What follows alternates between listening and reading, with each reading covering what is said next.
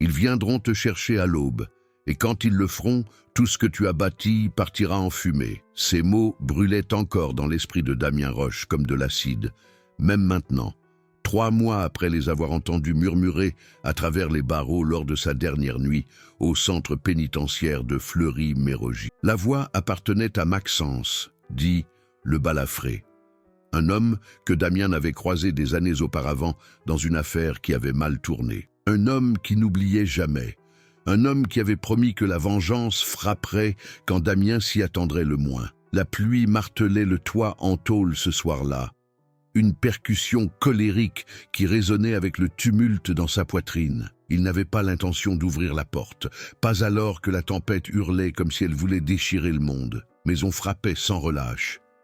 3 coups secs, une pause, puis à nouveau, plus lentement, presque désespérément. Quand il finit par entr'ouvrir la porte, une silhouette trempée s'effondra en avant, les cheveux collés par la boue, les vêtements adhérents à un corps grelottant. « S'il vous plaît !» chuchota l'étranger, la voix brisée. Juste quelques minutes à l'abri, Damien se figea. Chaque instinct lui hurlait de ne pas le faire. Il était en liberté conditionnelle après tout. Un faux pas, un seul rapport de police, et il perdrait tout. Son travail sur le chantier, la petite maison de location dans la banlieue de Lyon, cette paix fragile qu'il avait mis 2 ans à construire. Mais quelque chose dans les yeux de l'homme, ce même regard vide et traqué que Damien voyait chaque matin dans son miroir, le fit s'écarter. « Entre », dit-il doucement. « Tu vas attraper la mort dehors. » L'homme sans abri, Thierry Clément, comme il se présenta plus tard, tomba à genoux, respirant avec peine. Damien attrapa une vieille couverture sur le canapé et la lui lança. « Ne me remercie pas, » marmonna-t-il. « Sèche-toi, c'est tout. » Damien avait 34 ans, mais il en paraissait 10 de plus. 2 ans de prison pour vol à main armée, un crime commis à 27 ans, quand le désespoir avait avalé le peu de moralité qu'il lui restait. Il avait fait sa peine, fait profil bas, et travaillait désormais 10 heures par jour à couler du béton en évitant les regards. Cette maison, à peine meublée et toujours trop froide, était tout ce qu'il possédait. Ce n'était pas grand-chose, mais c'était à lui. Et laisser entrer un inconnu ressemblait à un pari avec la seule chose qu'il ne pouvait se permettre de perdre. Pourtant, alors qu'il restait assis en silence, Damien ne parvenait pas à chasser son malaise. Chaque bruit extérieur semblait amplifié. Chaque éclair révélait le contour de son propre reflet dans la vitre fissurée, un ex-détenu devenu un fantôme, hanté par les échos d'un passé qu'il n'arrivait pas tout à fait à enterrer. Juste avant que Thierry ne sombre dans le sommeil, il murmura quelque chose d'inattendu. « Ils ont dit que vous m'aideriez. » Damien se raidit. Il n'avait jamais vu cet homme de sa vie. « Qui a dit ça ?» demanda-t-il en se penchant vers lui. Mais Thierry ne répondit pas. Il bafouilla simplement quelque chose à propos du dossier et des gens qui surveillent, avant de sombrer dans un sommeil agité. Le pouls de Damien s'accéléra. Le dossier. Ces 2 mots firent couler de la glace dans ses veines. Il n'y avait qu'un seul dossier qui comptait dans sa vie, le compte-rendu scellé de son procès, celui contenant des témoignages qui auraient pu détruire bien plus que lui. Il avait enfoui cette partie de son passé très profondément, si profondément qu'il s'était presque convaincu qu'elle n'existait plus. La nuit passa comme un rêve fiévreux. À un moment donné, les lumières vacillèrent, et Damien crut entendre des voix dehors. Il se dit que c'était de la paranoïa. Après tout, pourquoi quelqu'un le surveillerait-il? Il en avait fini avec cette vie, fini la fuite, fini la peur. Mais quand l'aube se leva sur la rue silencieuse, tout bascula. Cela commença par des phares, 1, puis 2, puis 5, perçant le brouillard et s'arrêtant juste devant chez lui. Une flotte de SUV noirs, les moteurs grondant sourdement comme une meute de prédateurs encerclant leur proie. Damien regarda par la fenêtre, le cœur battant à tout rompre. Des hommes en costume sortirent, silencieux, synchronisés. Certains portaient des insignes, d'autres des mallettes. L'un d'eux tenait une tablette, scannant la façade de la maison comme s'il vérifiait une adresse. « C'est quoi ce bordel ?» jura Damien. Il se tourna pour réveiller Thierry, mais le canapé était vide, la couverture encore humide. Aucune trace de son passage, sauf un objet laissé sur la petite table de cuisine. Une enveloppe scellée et tachée par la pluie. Au recto, d'une écriture irrégulière, un mot ressortait comme un avertissement. « Pardonne ». L'estomac de Damien se noua. Quoi que ce soit, ce n'était pas un hasard. Et au fond de lui, sous la confusion et la panique montante, il savait. Le choix de cette nuit avait déjà tout changé.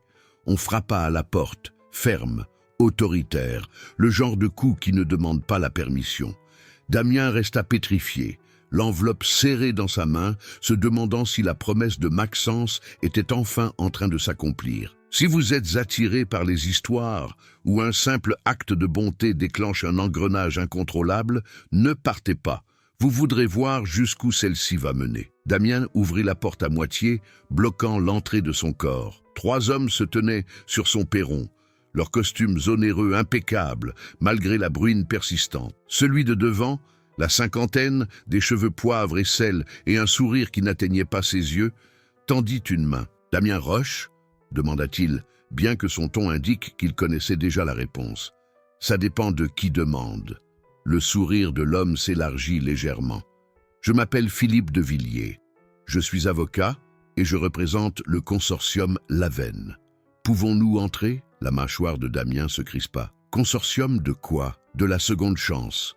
répondit Philippe d'une voix mielleuse. « Nous suivons votre dossier depuis un certain temps. Votre conseillère de probation, Madame Jensen, ne tarit pas d'éloges sur vos progrès. Nous pensons que vous êtes exactement le genre de personne que notre organisation a été créée pour aider. C'était trop parfait, trop répété. Damien avait appris en prison que quand quelque chose semble trop beau pour être vrai, c'est généralement que les menottes ne sont pas loin. « Ça ne m'intéresse pas », dit-il, en commençant à refermer la porte. « Nous savons pour Thierry », lança Philippe rapidement. Damien se figea. Sa main serra le cadre de la porte si fort que ses articulations blanchirent. L'expression de Philippe changea, toujours poli, mais porté par une menace sous-jacente. « L'homme sans abri que vous avez hébergé hier soir, Thierry Clément, ancien comptable, tombé dans l'addiction après la mort de sa fille. Il vit dans la rue depuis 3 ans. » Il marqua une pause pour laisser ses mots s'imprégner. C'est aussi un témoin clé dans une enquête fédérale. L'esprit de Damien s'emballa. Un témoin. Cela expliquait les SUV, les hommes en costume, l'impression d'avoir trébuché sur quelque chose de bien plus vaste qu'un simple acte de charité. « Je ne sais rien de tout ça, » dit Damien prudemment. « Il est apparu à ma porte sous la pluie. Je l'ai laissé dormir sur mon canapé. C'est tout. » Philippe l'étudia longuement, puis jeta un regard à l'un des hommes derrière lui. Le second, plus jeune, musclé, avec l'expression glaciale de ceux habitués à arracher des réponses, s'avança et brandit une tablette. À l'écran figurait une photo de Thierry, prise à l'intérieur du salon de Damien. L'horodatage indiquait 2h47 du matin, il y a quelques heures seulement. « Comment avez-vous » commença Damien, avant de s'interrompre. « Nous surveillons Thierry depuis des semaines », expliqua Philippe. Quand il a disparu hier soir, nous devions assurer sa sécurité. Imaginez notre surprise quand nous l'avons tracé jusqu'au domicile de Damien Roche. Délinquant condamné, libéré il y a 18 mois. Il inclina légèrement la tête. « Dites-moi, Damien, avez-vous l'habitude d'héberger des fugitifs ?» L'accusation le frappa comme un coup de poing. « Ce n'est pas un fugitif, c'est un sans-abri. C'est un témoin matériel qui a violé un accord de protection judiciaire, » corrigea Philippe. En l'abritant, vous avez potentiellement fait entrave à la justice. C'est une violation de votre liberté conditionnelle au minimum, des poursuites fédérales au pire. Puis vint la question qui changea tout. À moins que, bien sûr, Thierry ne vous ait dit quelque chose hier soir. Quelque chose sur le consortium Lavenne, sur ce qu'il a vu dans leur compte avant qu'ils ne détruisent les preuves. La confusion de Damien dut se lire sur son visage, car le sourire de Philippe revint, plus froid cette fois. « Il ne vous a rien dit, n'est-ce pas ?» murmura Philippe. « Vous n'avez vraiment aucune idée de ce dans quoi vous avez mis les pieds. » La rage qui montait en Damien n'était pas nouvelle. C'était la même fureur qu'il avait ressentie lors de son procès, quand son avocat commis d'office avait à peine ouvert la bouche, quand le procureur l'avait décrit comme irrécupérable. Le système l'avait déjà broyé une fois, et le voilà de nouveau, prêt à recommencer. « Sortez de chez moi, dit Damien calmement. L'expression de Philippe ne changea pas. « Nous vous offrons une issue, monsieur Roche. Coopérez avec notre enquête, dites-nous tout ce que Thierry a raconté et nous ferons en sorte que cet incident n'affecte pas votre conditionnel. » « Je vous l'ai dit, il n'a rien dit. » « Alors cela ne vous dérangera pas que nous fouillions votre maison, dit l'homme musclé, la main déjà sur son insigne. « Vous avez un mandat » rétorqua Damien. L'homme contracta la mâchoire. Philippe posa une main sur l'épaule de son collègue, un geste presque paternel, mais porteur d'un avertissement sans équivoque. « Nous n'avons pas besoin de conflit, dit Philippe. Nous sommes du même côté. Thierry est en danger. Des gens veulent le faire taire.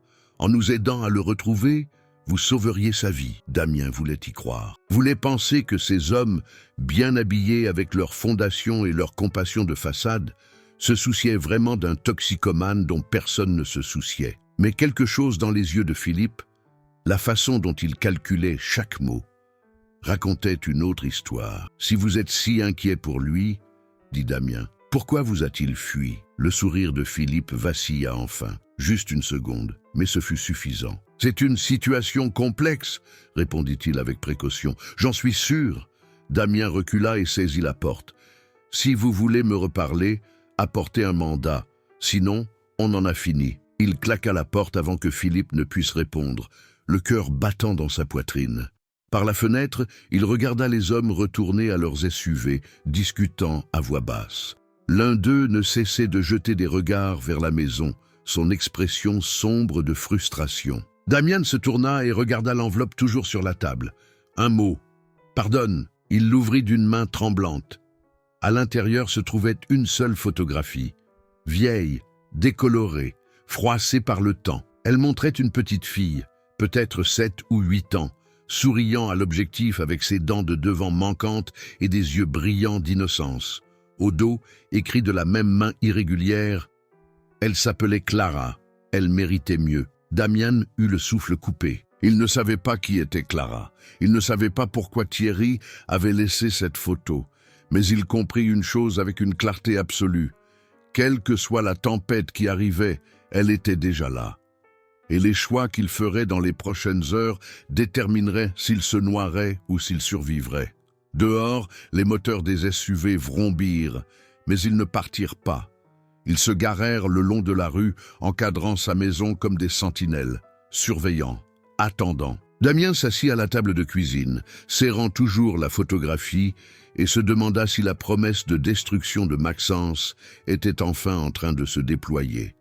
Mais pas de la manière prévue. Damien passa l'heure suivante à fixer la photo de Clara, cherchant des réponses dans le sourire d'un enfant figé dans le temps. Il tenta d'appeler sa conseillère de probation, Madame Jensen, à 3 reprises. Chaque appel tomba directement sur sa messagerie. Cela seul lui indiquait que quelque chose n'allait pas. Elle répondait toujours, même le week-end. À midi, les SUV étaient toujours là. Les hommes à l'intérieur se relayaient, observant sa maison avec la patience de ceux qui n'ont nulle part ailleurs où aller.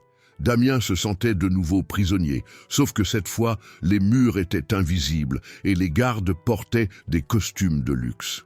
Il avait besoin d'aide, quelqu'un qui comprenait comment le système fonctionnait, quelqu'un qui ne poserait pas trop de questions. Damien sortit son téléphone et composa un numéro qu'il s'était juré de ne plus jamais appeler. Ouais, la voix à l'autre bout était rauque, méfiante. « Maxence, c'est Damien. » Un long silence. Puis... « T'as du cran de m'appeler, Roche. Après ce que t'as fait, j'ai besoin d'infos, » l'interrompit Damien. « Sur une boîte appelée le Consortium Lavenne. Et j'en ai besoin tout de suite. » Maxence laissa échapper un rire amer. « Tu m'appelles pour un service? Après avoir balancé mon équipe et fait enfermer la moitié des gars? Tu as dit que tu me ferais payer à l'aube, » dit Damien calmement. « Eh bien, l'aube est passée, mais ce n'est pas toi qui t'es pointé. Alors soit tu perds la main, soit quelqu'un d'autre joue à un jeu que je ne saisis pas encore. » Nouveau silence. Damien pouvait presque entendre Maxence réfléchir, peser les options.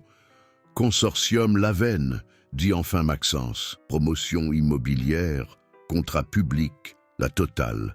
Propre sur le papier, sale comme l'enfer en dessous. » Il expira lentement. Le bruit court qu'ils blanchissent de l'argent via des projets de logements sociaux depuis des années. Il rachète des quartiers pauvres, vire les familles et empoche les subventions d'État. On parle de centaines de millions. Damien serra le téléphone. Et Thierry Clément, le comptable qui a tout capté. Un génie, avant que la cam ne le bouffe. Il avait accès à tout. Les vrais livres, les comptes offshore, les pots de vin aux élus locaux. Lavenne a essayé d'acheter son silence. Il a refusé. Puis sa fille est morte dans l'incendie de leur appartement. Maxence fit une pause. Accidentelle, d'après le rapport. Mais les accidents arrivent souvent autour des gens qui menacent le consortium. Clara. La photographie prenait soudain un sens terrible. Ils ont tué sa fille, dit Damien, les mots ayant un goût de cendre. Impossible à prouver. Mais Thierry en est convaincu. Il a disparu après l'enterrement. Il a craqué. Il est à la rue depuis, trop parano pour parler, trop brisé pour agir. Lavenne le chasse depuis 3 ans, de peur qu'il ne reste sobre assez longtemps pour ouvrir la bouche. Damien ferma les yeux. Thierry n'était pas arrivé à sa porte par hasard. Il était venu parce qu'il était désespéré, parce qu'il avait besoin que quelqu'un, n'importe qui, comprenne ce qu'il avait perdu. « Pourquoi tu me dis ça ?» demanda Damien. Maxence se tut un instant. Quand il reprit, sa voix portait quelque chose que Damien n'attendait pas. Du respect. Parce que tu as fait 2 ans à Fleury sans balancer les autres détenus, même quand ils t'ont fait vivre l'enfer. Tu as gardé la tête basse, tu as survécu. Il marqua un temps. Et parce que le consortium Lavenne a détruit la famille de mon cousin quand ils ont racheté son quartier. Ils lui ont offert des miettes pour une maison bâtie par son grand-père. Quand il a refusé, ils ont fait déclarer le bâtiment insalubre. Il a tout perdu. Damien ignorait cela. Il ignorait que Maxence avait ses propres raisons de haïr Lavenne. « Alors qu'est-ce que je fais ?» demanda Damien. « Trouve Thierry avant eux, » dit Maxence. « Et assure-toi que son histoire soit racontée. Parce que pour les gars comme nous, le système ne donne pas de seconde chance. Mais peut-être que tu peux lui en donner une à lui. » L'appel prit fin. Damien resta assis dans l'obscurité grandissante de son salon, les SUV à l'extérieur projetant de longues ombres sur ses murs. Il pensa au sourire de Clara, au murmure de Thierry.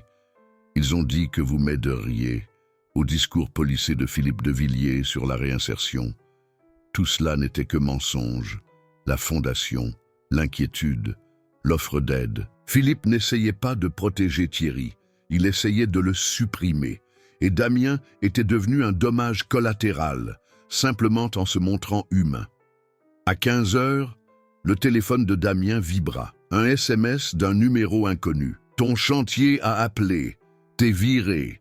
Enquête pour violation de probation. Désolé Damien, ils te détruisent, pièce par pièce. » Monsieur.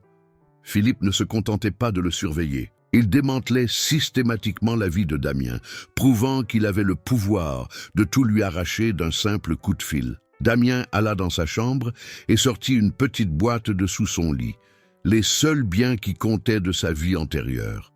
À l'intérieur se trouvaient des lettres de sa défunte mère, quelques photos et autres choses qu'il avait cachées même à sa conseillère.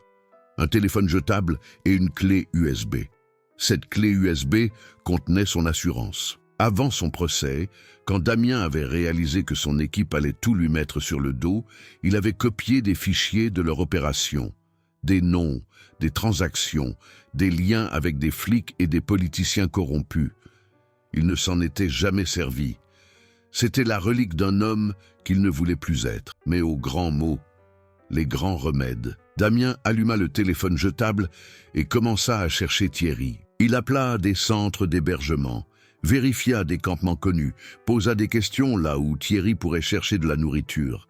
La plupart des gens raccrochaient, mais un bénévole d'un foyer du centre-ville se souvint avoir vu Thierry ce matin-là, se dirigeant vers l'ancien pont ferroviaire. Damien attrapa sa veste et se dirigea vers la porte dérobée. Les SUV le suivraient. S'il prenait sa voiture, il devait donc y aller à pied, en coupant par les ruelles qu'il connaissait de ses années passées dans les bas-fonds de la ville. Alors qu'il se glissait sous la pluie nocturne, son téléphone vibra une dernière fois. Un autre message, cette fois de Philippe de Villiers. « Fuir ne servira à rien. Maxence non plus. Nous savons tout ce que vous faites. Faites demi-tour maintenant, ou vous perdrez plus que votre travail. » Damien supprima le message et continua de marcher. car il avait appris une chose cruciale en prison, une chose que Philippe de Villiers et les siens ne comprendraient jamais. Quand on a déjà tout perdu une fois, la peur cesse de fonctionner. Et la personne la plus dangereuse dans une pièce n'est pas celle qui a le plus de pouvoir, c'est celle qui n'a plus rien à perdre. Damien trouva Thierry recroquevillé sous le pont juste après le coucher du soleil, entouré de cartons et des restes d'un campement évacué des semaines plus tôt. Il tremblait, non de froid, mais de manque. La sueur coulait sur son visage malgré la fraîcheur. « Ils vont me tuer », murmura Thierry en voyant Damien approcher, « comme ils ont tué Clara. » Damien s'accroupit à ses côtés, la pluie transperçant sa veste. « Je sais pour ta fille, je sais pour Lavenne. Et je sais que Philippe de Villiers n'est pas là pour te protéger. » Les yeux de Thierry s'écarquillèrent, une lueur de clarté perçant le brouillard de l'addiction et de la peur. « Vous avez lu ma note ?»« Pardonne, » dit Damien. « Qu'est-ce que ça veut dire ?» Thierry sortit une sacoche usée de sous les cartons, les mains tremblantes en l'ouvrant. À l'intérieur se trouvait un ordinateur portable, vieux et rafistolé, avec du ruban adhésif, mais encore fonctionnel. Je transporte ça depuis 3 ans. Chaque foyer, chaque coin de rue, sans jamais le quitter du regard. Il l'alluma et l'écran éclaira leurs 2 visages dans l'obscurité. « Tout est là, » dit Thierry. Relevé bancaire, virement, email entre les cadres de Lavenne et des conseillers municipaux. La preuve qu'ils ont payé un incendiaire pour brûler mon immeuble parce que je refusais de falsifier leurs documents fiscaux. Sa voix se brisa. Clara dormait quand le feu a pris. Elle avait 7 ans. Damien sentit la rage monter dans sa poitrine, cette même fureur qu'il avait réprimée pendant 2 ans. Mais cette fois, elle n'était pas aveugle. Elle était focalisée. « Pourquoi n'es-tu pas allé à la police ?» demanda Damien. « J'ai essayé, » dit Thierry amèrement. 2 fois, les 2 fois, les flics ont dit qu'il n'y avait pas assez de preuves, que j'étais un père en deuil qui cherchait un coupable. Ce qu'ils n'ont pas dit, c'est que Lavenne avait la moitié du commissariat sur sa liste de paix. Il regarda Damien avec des yeux creux. « Tu as demandé ce que pardonne signifie. C'est ce que je ne peux pas faire. Pas avant qu'ils paient pour ce qu'ils m'ont pris. » Les pièces du puzzle s'assemblèrent enfin. « Philippe de Villiers n'essaie pas de te protéger, » dit Damien lentement. « C'est l'avocat conseil principal du consortium Lavenne. Il utilise sa fondation comme couverture pour traquer les témoins et éliminer les preuves. » Thierry hocha la tête. « Je l'ai compris trop tard. Ils m'ont presque eu 2 fois. C'est pour ça que j'ai fui hier soir. » Il se rapprochait et je me suis souvenu de ce qu'un vieil ami m'avait dit un jour, que si tu es désespéré, trouve quelqu'un qui sait ce que c'est d'être écrasé par le système. Trouve quelqu'un qui ne posera pas de questions. Il croisa le regard de Damien. « J'ai lu le compte-rendu de ton procès.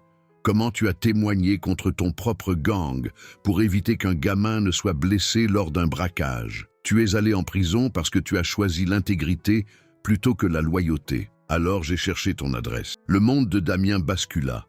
Il avait toujours pensé que son témoignage faisait de lui un traître. Mais Thierry le voyait différemment.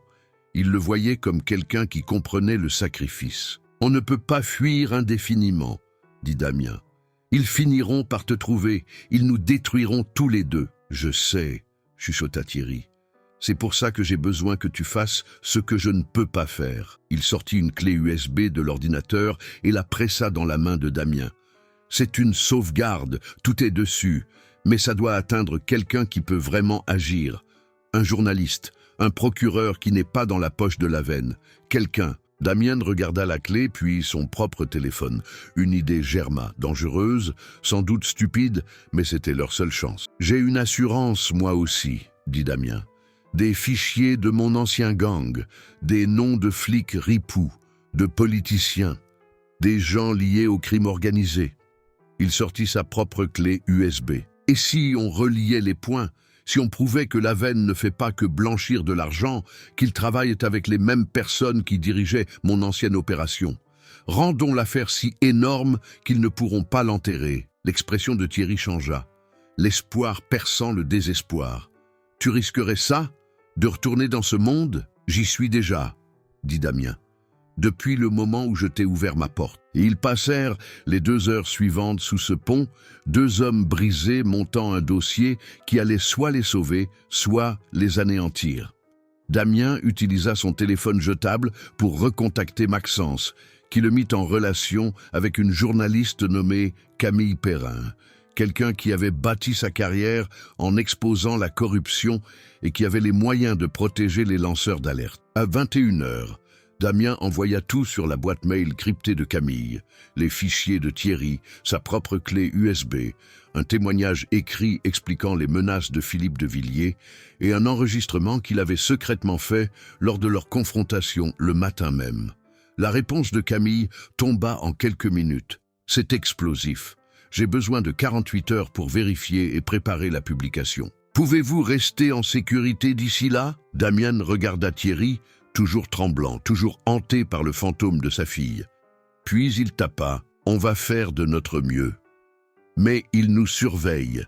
S'il arrive quoi que ce soit avant la publication, assurez-vous que tout le monde sache qui est responsable. » Il appuya sur « Envoyer ». Les dés étaient jetés. À 23 heures, le téléphone de Damien sonna. Philippe de Villiers. Il répondit en haut-parleur pour que Thierry puisse entendre. « Vous avez commis une terrible erreur », dit Philippe, sa voix polie désormais teintée d'une rage contenue.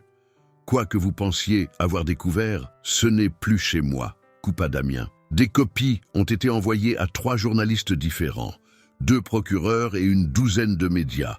Vous ne pouvez plus rien arrêter. Silence. Puis, vous n'avez aucune idée de ce que vous avez fait. Le consortium Lavenne a des avocats qui vous enterreront. Ils prouveront que vous êtes un criminel qui tente d'extorquer de l'argent. Ils détruiront le peu de crédibilité qu'il reste à Thierry. Vous vous croyez des héros ? Vous n'êtes que 2 hommes désespérés qui hurlent dans le vide. Peut-être, dit Damien. Mais au moins, quand on hurlera, les gens entendront enfin le nom de Clara. Ils sauront qu'elle n'est pas morte dans un accident.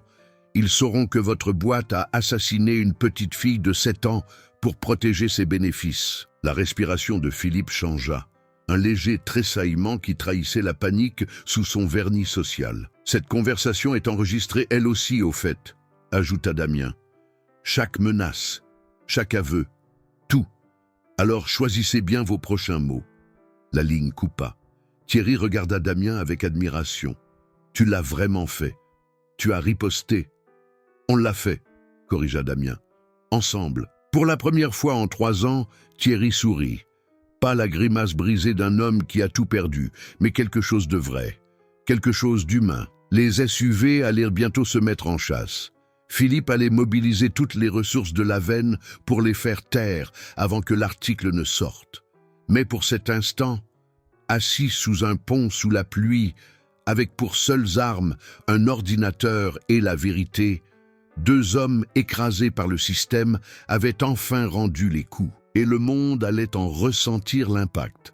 L'article de Camille Perrin parut sur le web à 6 heures du matin, 48 heures après l'envoi des fichiers. Le titre barrait la une. Consortium Lavenne. Comment un empire immobilier s'est bâti sur l'incendie, la fraude et la tombe d'une enfant de 7 ans. En quelques heures, l'affaire devint virale. Tous les grands journaux télévisés s'en emparèrent. Les chaînes d'infos diffusaient en boucle la photo de Clara, à côté des emails des cadres de Lavenne, discutant de la gestion du problème Clément. L'enregistrement des menaces de Philippe de Villiers passait en boucle, sa voix autrefois si distinguée devenant le symbole de la corruption la plus abjecte. À midi, les forces de l'ordre perquisitionnaient le siège du consortium. Le soir même, Philippe de Villiers était placé en garde à vue, ainsi que 6 cadres de l'entreprise et 4 élus municipaux. L'enquête déclenchée par Camille révéla non seulement les crimes de Lavenne, mais aussi les connexions avec l'ancien gang de Damien, un réseau de blanchiment qui enrichissait le crime organisé et des entreprises respectables depuis plus d'1 décennie. Damien regarda tout cela se dérouler depuis une planque fournie par la police judiciaire. Thierry était assis à ses côtés, sobre pour la première fois depuis des années, les mains stables, alors qu'il serrait la photo de Clara. « Elle aurait 10 ans maintenant », dit Thierry doucement. « Elle serait en CM2, elle jouerait sûrement au foot. Elle adorait le foot. Tu lui as rendu justice, dit Damien. C'est ce qui compte. » Thierry hocha la tête, les larmes coulant sur ses joues. Je n'ai pas pu la sauver. Mais peut-être que j'ai sauvé l'enfant d'un autre de ce qu'elle a vécu. 3 semaines plus tard, Damien se tenait devant un nouvel appartement. Petit, propre, avec des fenêtres qui fermaient vraiment. La justice avait organisé cela dans le cadre de sa protection. Thierry en avait un aussi, 2 étages plus bas, et entamait un programme de désintoxication financé par les dommages et intérêts que le consortium avait été condamné à verser. Le téléphone de Damien vibra. Un message de Madame Jensen, sa conseillère de probation. Félicitations. L'enquête pour violation de probation a été classée sans suite. Votre chantier veut vous reprendre et plusieurs autres entreprises m'ont contacté. Il semblerait que le courage soit une compétence recherchée. Qui l'eût cru? Il sourit. Le message suivant venait de Camille Perrin. L'émission 20h veut vous interviewer, vous et Thierry. Ça vous tente? Damien y réfléchit. Une partie de lui voulait disparaître, reconstruire sa vie dans l'ombre. Mais une autre partie, celle qui avait ouvert sa porte à un inconnu sous la pluie, savait que leur histoire était nécessaire, que les gens avaient besoin de voir ce qui arrive quand des citoyens ordinaires refusent de se laisser écraser par les puissants. Il répondit « On le fera ». Pour Clara. 6 mois plus tard, Damien lisait le journal dans un café. Le consortium Lavenne avait déposé le bilan. Philippe de Villiers avait été condamné à 15 ans de prison pour complot, entrave à la justice et complicité de meurtre. L'incendiaire qui avait tué Clara avait fini par avouer, scellant le sort de tous les responsables. Mais l'article qui retint l'attention de Damien était plus court en page locale. Un ancien comptable crée un fonds de bourse pour les enfants de détenus. Thierry avait utilisé sa part de dédommagement pour faire naître le bien des cendres de sa tragédie. La bourse mémoriale, Clara Clément, allait permettre à des dizaines de jeunes de faire des études. Des jeunes qui, comme Damien autrefois, auraient pu finir en prison sans quelqu'un pour croire en leur potentiel. La propre vie de Damien avait changé elle aussi. Il était devenu chef de chantier. Il avait commencé à faire du bénévolat dans un programme de réinsertion, aidant les ex-détenus à naviguer dans le système et à trouver du travail. Il avait même repris contact avec sa sœur, qui refusait de lui parler depuis son incarcération, mais l'avait appelé après l'avoir vu à la télévision. « Tu as fait ce qu'il fallait », lui avait-elle dit, la voix chargée d'émotion. « Maman serait fière de toi. » Un soir, Damien rentra chez lui et trouva une enveloppe glissée sous sa porte. Pas d'adresse d'expéditeur. À l'intérieur, une simple feuille de papier avec un mot écrit à la main. Vous m'avez sauvé la vie alors que rien ne vous y obligeait. Vous m'avez donné une raison de rester sobre. Vous m'avez aidé à honorer ma fille. Je ne sais pas comment vous remercier. Mais je veux que vous sachiez une chose. L'homme qui a ouvert sa porte sous la pluie ne faisait pas seulement preuve de gentillesse envers un étranger. Il montrait au monde ce qu'est la véritable rédemption. Thierry. Damien plia la note avec soin et la posa à côté de la photographie de Clara, que Thierry lui avait offerte en souvenir. Pas comme un souvenir de tragédie, mais comme la preuve que de petits actes de courage peuvent tout changer. Que choisir l'intégrité plutôt que sa propre sécurité peut transformer le monde. Le titre de l'histoire de Damien, celle qui l'avait terrifié ce matin-là quand les SUV entourèrent sa maison, était devenu autre chose. Non plus une menace, mais un témoignage. Un ex-détenu a ouvert sa porte à un sans-abri sous la pluie. À l'aube, la justice est arrivée. Philippe de Villiers, assis dans sa cellule, portant un uniforme de prison au lieu de ses costumes sur mesure, croyait probablement encore qu'il n'avait rien fait de mal, qu'il avait juste manqué de chance, que le système l'avait trahi.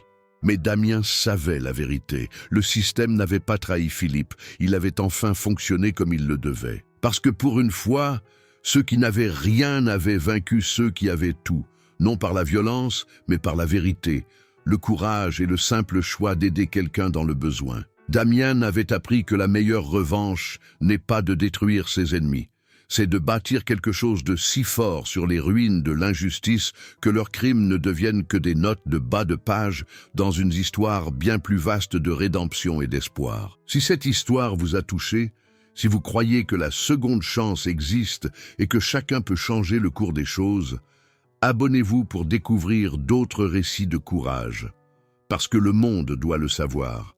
Parfois, l'acte le plus puissant que vous puissiez accomplir est d'ouvrir votre porte quand quelqu'un se tient sous la pluie.